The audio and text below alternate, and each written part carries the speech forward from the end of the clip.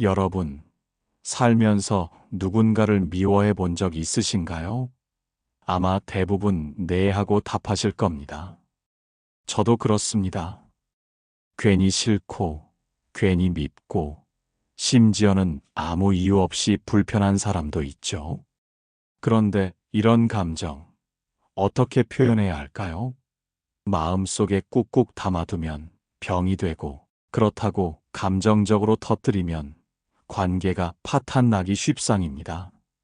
오늘은 바로 이 미움이라는 복잡하고 때로는 격렬한 감정을 현명하게 그리고 정확하게 전달하는 세 가지 방법에 대해 이야기해 볼까 합니다. 감정의 파도를 타듯 섬세하고 지혜롭게 말해야 합니다. 오늘 영상을 보시고 나면 미움이라는 감정마저도 여러분의 개인적인 성장과 더 나아가 관계의 발전을 위한 소중한 도구가 될 수 있음을 깊이 깨닫게 되실 겁니다. 여러분의 삶이 한층 더 평온하고 풍요로워지도록 구독과 좋아요 버튼을 눌러주시면 감사하겠습니다. 늘 여러분의 마음에 진정한 평화를 가져다주는 양질의 콘텐츠로 보답하겠습니다. 살다 보면 미운 사람 참 많죠. 그런데 이 미움이라는 감정은 참으로 다루기가 까다롭습니다. 마치 폭발 직전의 시한폭탄과 같아서 직접적으로 터뜨리자니 관계가 송두리째 파괴될까 두렵고, 그렇다고 무작정 속에만 꾹꾹 참아두자니 답답함과 함께 내면에서 서서히 병이 들어가는 듯한 고통을 느끼게 됩니다. 실제로 제 주변에도 이러한 문제로 인해 정신적으로, 심리적으로 힘들어하는 분들이 헤아릴 수 없이 많습니다. 얼마 전 제 오랜 친구인 김 여사님은 직장 상사 때문에 극심한 스트레스에 시달리고 있다고 저에게 털어놓으셨습니다. 아니, 나는 분명히 맡은 업무를 완벽하게 처리하고 보고까지 다 마쳤는데도 그 상사는 유독 나한테만 와서 이게 왜 아직도 이렇게 되어 있냐면서 마치 트집 잡듯이 사사건건 난리를 치는 거야. 마치 나만을 특별히 찍어서 괴롭히는 것 같은 느낌을 지울 수가 없어.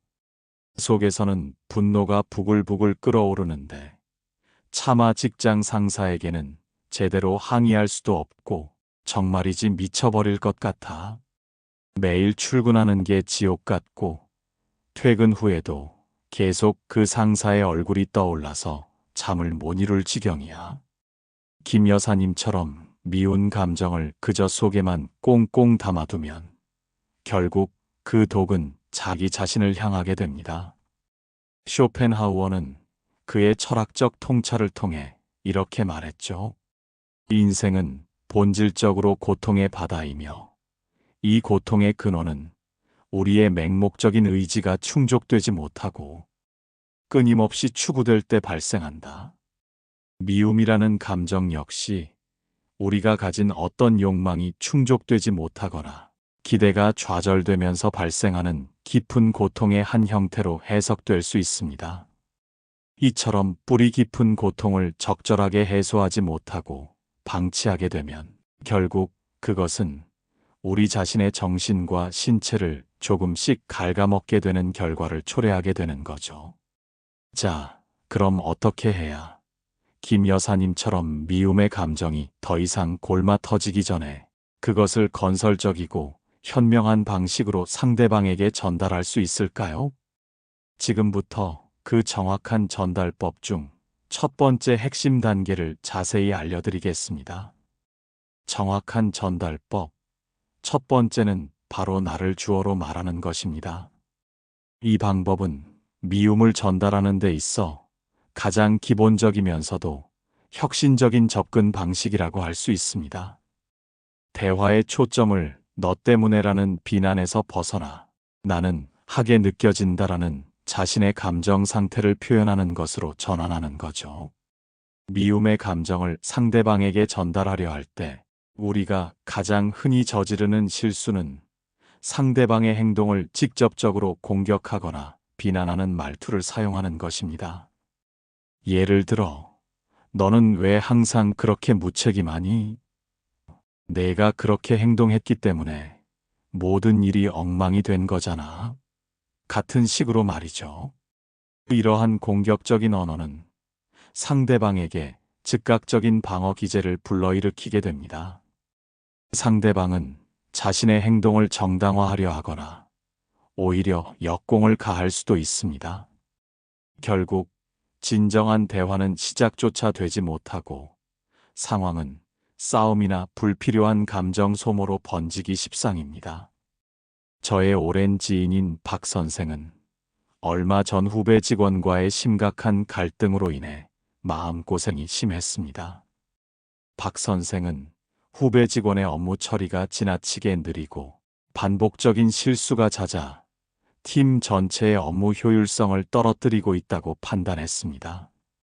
처음에는 격분한 나머지 너는 왜 그렇게 기본적인 업무조차 제대로 처리하지 못하니? 너 때문에 우리 팀이 전체적으로 비난받고 있잖아. 라고 감정적으로 몰아붙였다고 합니다.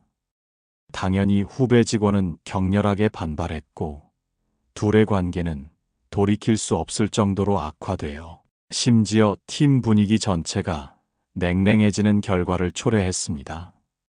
그때 제가 박 선생에게 조언했습니다.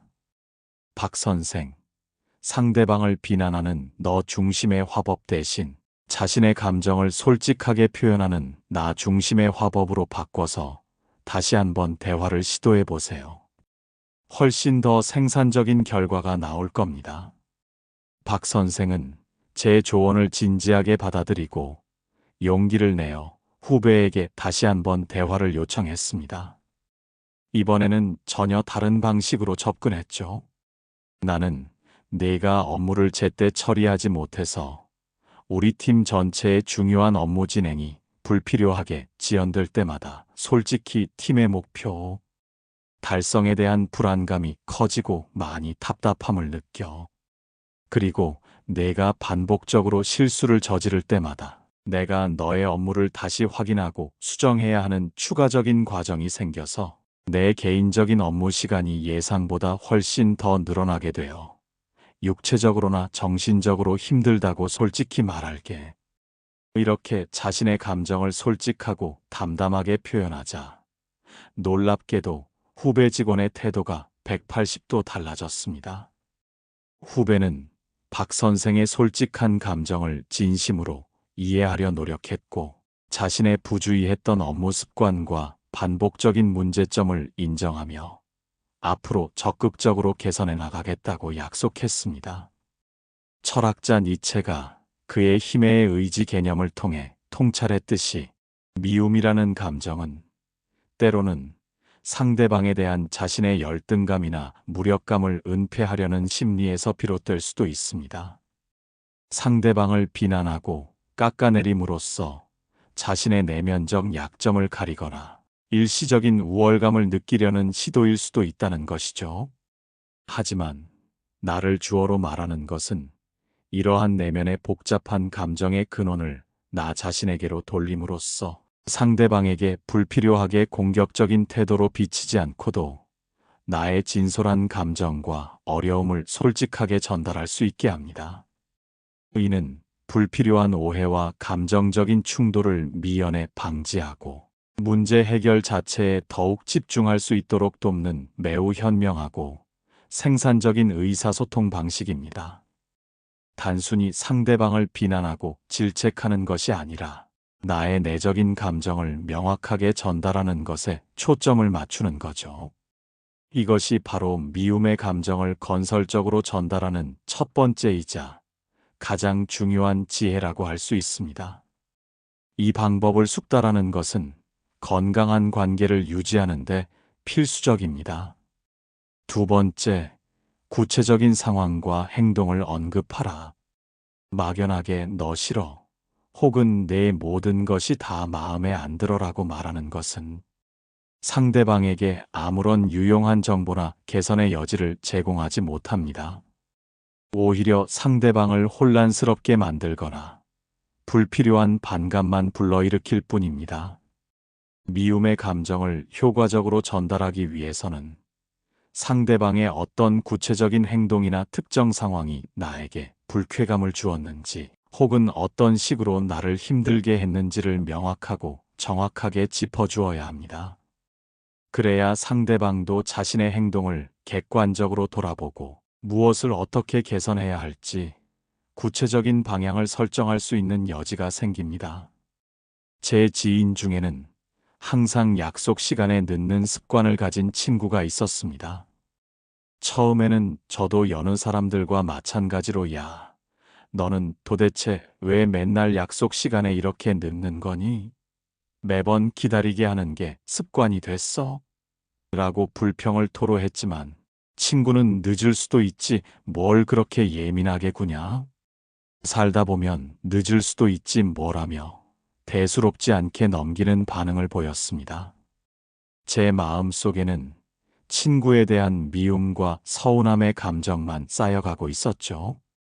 이렇게 감정의 골이 깊어지던 어느 날, 저는 용기를 내어 친구에게 단호하지만 침착하게 이렇게 말했습니다.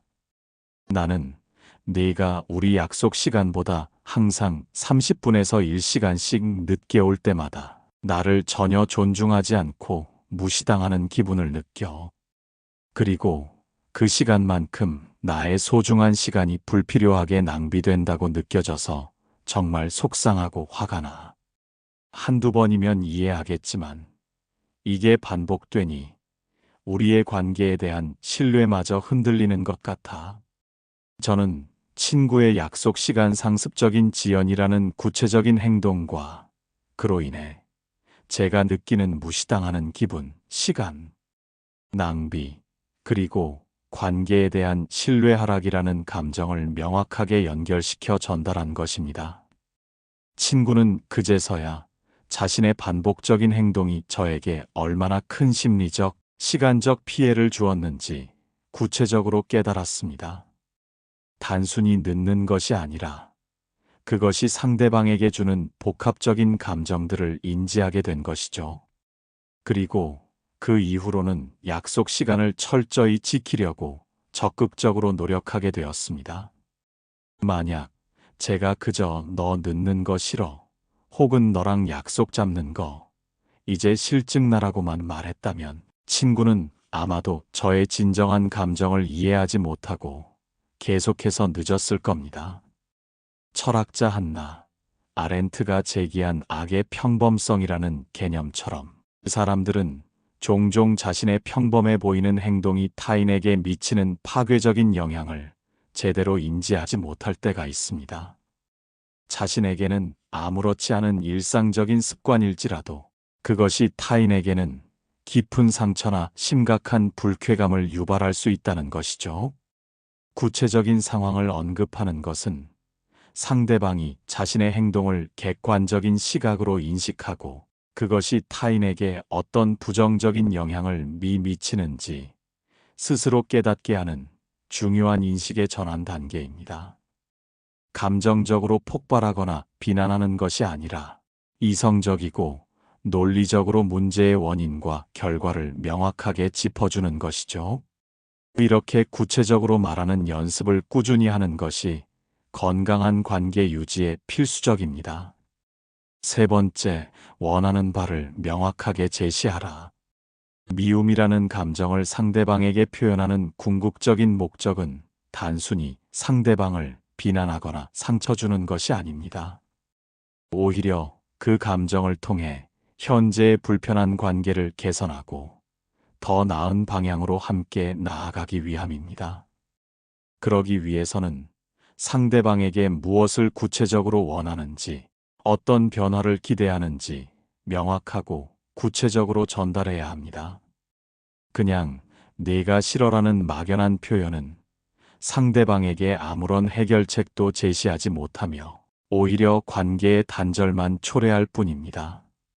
제 또 다른 지인인 이 사장님은 직원들 사이에 반복적인 뒷담화, 문화 때문에 심각한 스트레스를 받고 있었습니다. 우리 회사 직원들은 회의만 끝나면 꼭 특정 동료 한 명을 잡고 3, 3, 5 모여서 뒷얘기를 하는 습관이 있어. 그걸 옆에서 듣고 있으면 마치 내가 그 뒷담화의 대상이 된 것 같은 불쾌한 기분이 들고 회사 전체의 분위기도 너무나 안 좋아져. 이러다 팀워크가 완전히 깨지고 직원들 간의 신뢰가 무너질까봐 매일 불안해. 이 사장님은 처음에는 직원들에게 너희들 왜 맨날 이렇게 뒷담화만 하냐? 보기에도 좋지 않고 회사 분위기도 망치니까 이제 그만 좀 해. 라고 감정적으로 소리쳤지만 안타깝게도 아무런 긍정적인 변화나 효과가 없었습니다. 그때 이 사장님은 제가 알려드린 미움 전달법의 세 번째 핵심 방법을 적용했습니다. 직원들을 한자리에 모으고 진지한 태도로 이렇게 말했죠. 나는 너희들이 중요한 회의가 끝난 후 특정 동료 직원에 대한 부정적인 이야기나 불필요한 비난을 할 때마다 우리 사무실 전체의 긍정적인 분위기가 침체되고 팀원들 간의 상호 신뢰가 깨지는 것 같아서 정말 많이 걱정돼. 이러한 문화가 지속되면 결국 우리 모두에게 좋지 않은 영향을 미칠 거라고 생각해. 그래서 앞으로는 회의가 끝나면 오늘 논의된 업무 내용에 대해서만 건설적으로 이야기해주고 혹시 개인적인 불만 사항이나 개선이 필요한 부분이 있다면 언제든지 개인적으로 나에게 와서 솔직하게 이야기해줬으면 좋겠어. 이러한 변화에 적극적으로 동참해주면 정말 고맙겠어. 이렇게 이 사장님이 자신의 감정을 바탕으로 한 문제점 인식과 더불어 명확하고 구체적인 요청 사항을 전달하자 직원들은 이 사장님의 진심 어린 마음과 회사 분위기 개선에 대한 의지를 충분히 이해했습니다. 그리고 자신들의 뒷담화 문화를 반성하고 개선하기 위해 적극적으로 노력하기 시작했습니다. 실존주의 철학자 장폴 사르트르는 인간에게는 자유와 동시에 그에 따르는 막중한 책임이 있다고 강조했습니다. 우리가 미움이라는 감정을 느끼는 것은 분명 우리의 자유로운 감정의 영역이지만 그 감정에 무조건적으로 휩쓸려 무책임하게 행동하는 것에 대한 책임은 온전히 우리 자신에게 있다는 것이죠. 따라서 원하는 바를 명확하게 제시하는 것은 미움이라는 격정적인 감정에 대한 우리의 윤리적, 사회적 책임을 다하고 현재의 관계를 더욱 긍정적이고 생산적인 방향으로 이끌어갈 수 있는 매우 중요한 단계입니다. 내가 무엇을 정확히 원하는지, 어떤 변화를 기대하는지 구체적으로 말하지 않으면 상대방은 나의 속마음이나 의도를 제대로 알 길이 없습니다. 이는 결국 소통의 부재를 넘어 관계의 단절로 이어질 수도 있음을 명심해야 합니다. 영상을 통해 미움을 전달하는 현명한 방법을 제대로 정리해 드릴게요. 여러분, 살다 보면 누군가 미울 때가 반드시 찾아옵니다. 그때 그냥 마음속에만 담아두거나 무작정 폭발하지 말고 제가 알려드린 3가지 핵심 원칙을 떠올리며 이렇게 지혜롭게 말해보세요. 첫째, 나를 주어로 말하라. 너 때문에 모든 것이 망쳤어와 같은 비난조의 표현 대신 나는 내 행동 때문에 한 감정을 느끼게 되었어라고 말함으로써 감정의 주체를 나 자신에게로 돌리고 상대방의 즉각적인 방어적인 태도를 효과적으로 누그러뜨릴 수 있습니다.